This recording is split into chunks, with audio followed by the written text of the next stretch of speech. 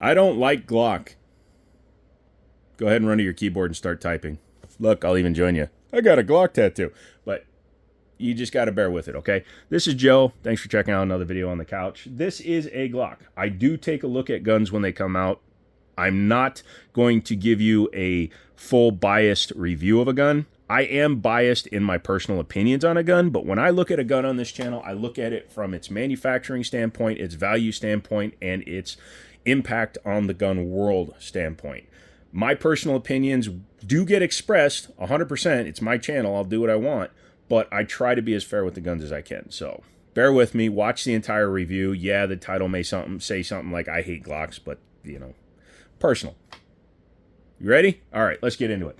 This came in for a customer who wound up not picking it up. Wind City Armory is my gun store name. I'm an FFL. I also have the ability to order and get whatever people want, so check that out. You can send me an email at windcityarmory@gmail.com, and I can hook you the heck up. But this one, we brought in for a customer. Again, they decided not to pick it up. That's fine, whatever, no big deal. It's a Glock. It will sell. It'll definitely sell.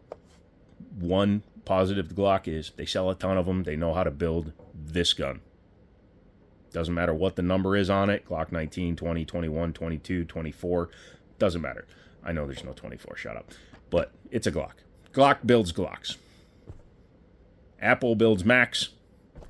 Glock builds Glocks. However, it is aesthetically different from your standard in that this is the rose gold 43X MOS.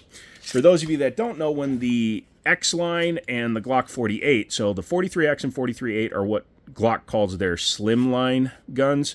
They changed the grip angle slightly, and it's a very narrow gun. So the grip is a little bit longer than like the 26, 27, 29, 30s, all those guns, so that you get the same kind of capacity in a thinner package so that you can tuck it up closer to your body when you're shooting it. They also changed the grip angle a little bit to make it slightly more ergonomic for those of us that aren't a big fan of their grip angle. Comes with two 10-round magazines right in the box, which is nice. These are easily swappable for Shield Arms mags. They make a metal 15-round magazine, so you could have the same capacity as a Glock 19 in a package that is a lot thinner. Very nicely done, Glock. I like their magazine technology. I almost wish they would try to make like a 1911 mag just with this style. I would actually check that out. The box has a speed loader, the book, a gun lock, and your MOS instruction book or instruction pamphlet. Glock MOS is stupid for most of their guns because you need plates for it, and now they don't even give you the plates.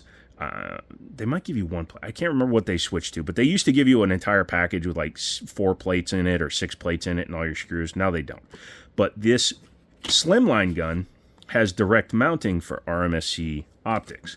So make sure you read these when you buy them. It'll give you your instructions on how to mount correctly. I've seen people put in screws that are too long. It goes down into the extractor channel. You can see the screw goes right down into the channel, and it can cause a lot of issues. So keep that in mind. Let's move the box out of the way. Everybody's seen a Gen 3 or Gen 4, Gen 3 and up box because they haven't changed them since the Gen 3 design. The old Tupperware is gone and forever. Let's take a look at the gun. Chambered in 9mm, obviously. They didn't do the slims in 40 or any other calibers. They're only available in 9. Has a lot of Gen 5 features, but it's also missing a lot of them. You will notice it's got the Gen 5 style slide serrations, Gen 5 style front design cuts on it, has the Gen 5 front strap, and again, they revised this. They changed it by like 7 degrees. It doesn't sound like a lot, but really in the hand, it does make a big difference for those of us that have shot a lot of Glocks versus a lot of other guns. This gun actually points a lot more up, so for a lot of us, that is a big issue with Glock shooters that don't shoot them very often, is we'll pull up a Glock and we'll always be aiming just slightly low because the grip angle makes you point the gun down just slightly. They changed it a little bit here to give it, I wouldn't say 1911 feeling, but if you look at a 1911 A1 with the raised rear main spring housing, it's kind of like that. Has the Gen 5 stippling patterns on it, and it does not have the ambidextrous slide lock, so that's missing from it. Yeah, overall, it's a pretty cool blend. Some people call it like a Gen 4.5 because they used to do like a Gen 2.5 way back in the day. It feels really good in the hand. Not going to fault them for that. This design really does fit well, and it is a width that I really like. For comparison's sake, this is my 1911 daily carry. It's a Springfield operator, and you can see the width is very similar. I like a thinner gun. However, I do like a more vertical rear strap, but that's personal. But yeah, very nice. Does not have back straps on this design because this is a carry gun. You don't want to bulk it up if you don't have to. And the rear kind of overhang, I'm not going to call it a beaver tail because it doesn't sweep up, but the rear cover, rear hand placement spot is nice and high up on it, so you can see how high up I'm getting on the gun. Now, I ride super high on my guns. That's why when I was demonstrating earlier, I was like pointing and you could see my thumb is up almost hanging on the slide, which then leads me to this because they went with a low profile slide lock slide release, which is very good because then when I'm shooting it, I have a less of a chance of either my hand sweeping up and locking the slide lock on or sweeping down and keeping the gun from locking open. Yep. They went with a black barrel on this particular one. I think they're all black barrels. I'm trying to remember if the stainless tops had stainless barrels, but I think they were all black. Very nice. Standard plastic Glock sights, but they're easily changeable. There's an entire cottage industry just for sights for Glocks, so you can easily change those out if you decide not to carry with an optic on it. It's nice to have the feature and not need it, rather than wanting it and then having to pay $400 to get your gun cut. I'm not going to take the cover off, but it kind of feels like it's plastic. I'm not a big fan of that. But yeah, the sights use the standard dovetail and screw-in post, so that's easy to swap out. 3 serial number gun, which means it was not built here in the United States.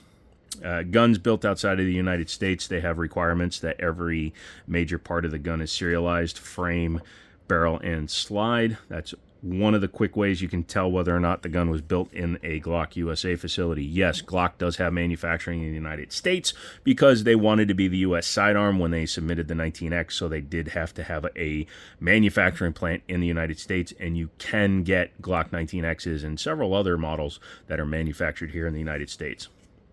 There's no real difference in the guns. They use the exact same design specs. It's just the tooling for the US guns is newer than the Austrian guns, obviously. Has the open back here.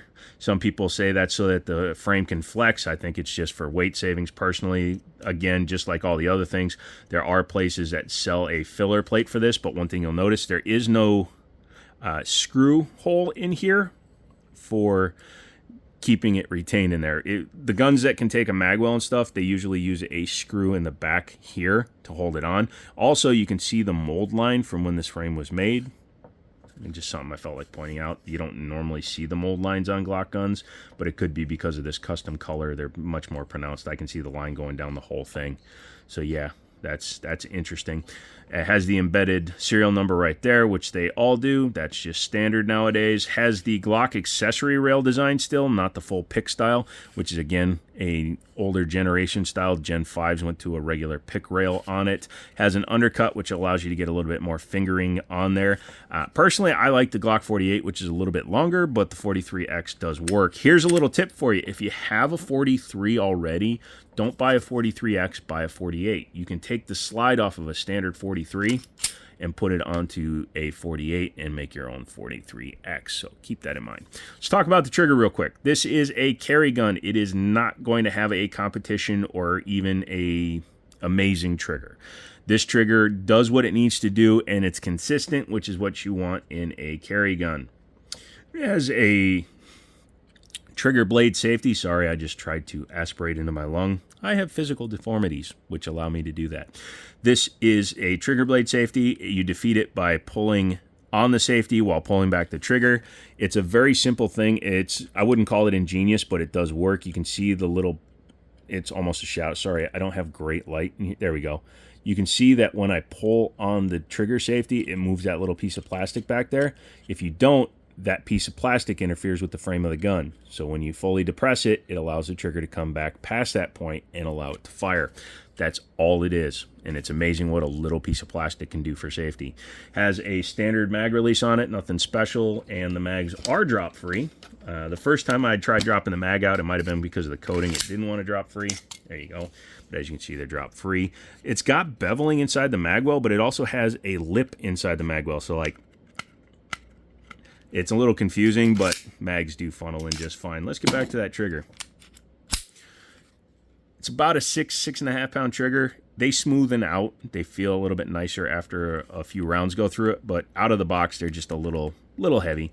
Again, that's fine. You don't want a super light trigger. You don't want a 2 pound trigger on a carry gun, because in the moment when your adrenaline's going and you're going to have a problem. But yeah, you just pull back. There's the wall. You can see it's got some junk take up, and then boom.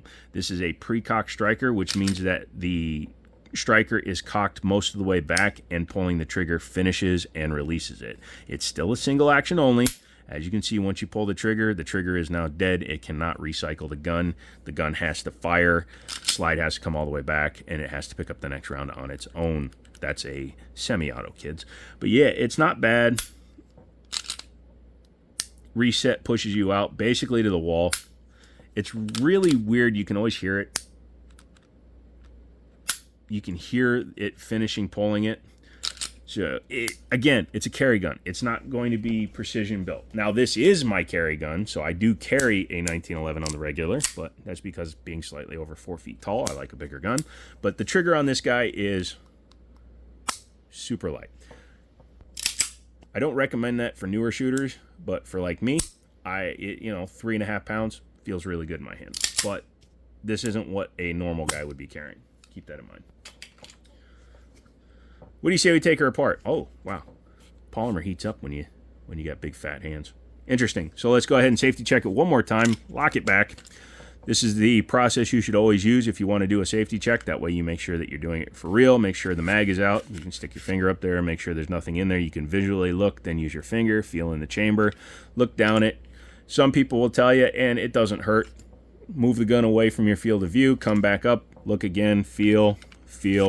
Now we're pretty sure the gun is empty, right? So go ahead and drop the slide. Different people will do it different ways. Some people will pull the trigger first before pulling the slide back. I'm not a big fan of that, because you can always pull back too far and reset the trigger and interrupt the disassembly. Not saying everybody does it, but like novice guys will pull the slide back too far when they try to disassemble it. So you got to go just a little bit if you want to do it. What I like to do, John Wicking it isn't working right now. But yeah, what I like to do is actually come back, pull down your takedowns, and then pull the trigger. And then you can just push it off. Has the metal guide rod, which is nice, from Gen 5s. And there is your barrel. Nice, short, stubby little guy. Good cuts inside of it. Glock knows how to make a barrel. They also know how to steal designs from John Moses Browning, or, utilize designs from John Moses Browning. That's right. Your Austrian perfection gun still relies on John Moses Browning. Oh man, he's up in heaven playing with machine guns, I'm telling you. Taking a look at the inside of the slide, very nicely finished. The drop safety has been changed. 1945s that I have, they have a more rounded off design. This has like a 3 tri-lug cut to it, which is fine. It's probably just made so it makes it smoother to operate. I like the safety being up further if it has one, because it allows it to be further away from any potential shocks back here. The reason the 320s go off is, number one, the interface material between the sear and the disconnector was too small on the other guns, but also the drop safety was all the way back here, still is, but if you strike it just right, the shock is much more likely to affect the safety that's back there than it is up there. Simple physics, just the way it is.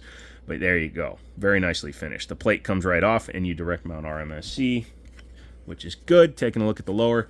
Son of a gun. This thing is so light, the barrel weighs as much as the entire frame. It's both cool and a little off-putting for those of us that like a 42-ounce gun.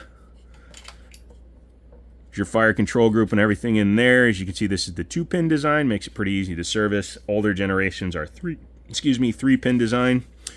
There is your ejector, there is your disconnector, there's everything you need in there. That activates your drop safety. So I'm not going to do it while the top is off. I could, but I don't want to. Locking block is right there.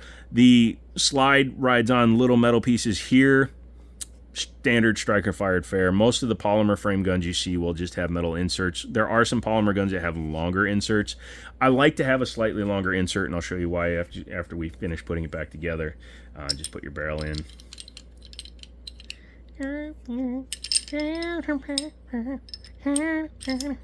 Go ahead and drop that back in. Yes, that was a Flintstones, by the way. So there's 2 ledges in here. Make sure that the guide rod is down here on the second ledge, not on the top one. Otherwise, the gun won't go back together. Take your frame and your slide. Run it back together. You can see it's basically stopped at its reassembly point. When you do that, it will pull it back far enough for the locking tabs to go up, and then the gun is back in function. But what I was saying about why I like more slide rail contact is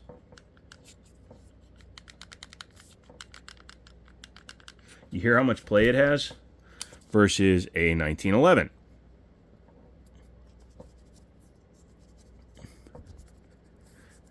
Because it has full metal contact almost the entire way, the slide is a little bit more securely aligned. Now, I'm not going to ever say that it makes it more accurate, but it can aid in consistency of recoil feel, because if this thing is sliding back and forth or moving on its slide, you know, your hand affects the way it all moves. You could potentially get slightly more accuracy with more contact points. Again, it's just simple logistics, physics, interaction of materials, whatever you want to call it, but that is what I feel. So that is the Glock 43X. Do I like the gun? I appreciate the gun. Do I think everybody should buy a 43X? Hell no. I think the best idea for you as a gun buyer is to go to a range that rents guns, if you have one. Try a bunch of guns. It may cost you 40, 60, 80, $100, but then you don't buy the wrong gun. Barring that, at least go to a gun store and pick up a lot of guns, because you may pick up this gun and for you this may be the best thing in the world. For me, this is the best thing in the world. Hammer fired, big, heavy guns. This is what I shoot. I appreciate this for what it does. I appreciate how popular and how reliable Glocks are, but I just, like, for a personal purchase, this is a no for me, dog, but you go ahead. And that's coming from a guy that owns 4 Glocks. I own them just so I can talk about them. Does that make sense? Okay. If you have any questions, comments, concerns, all that stuff, type them down below. Come back for another video. And, as always, I'll talk to you later.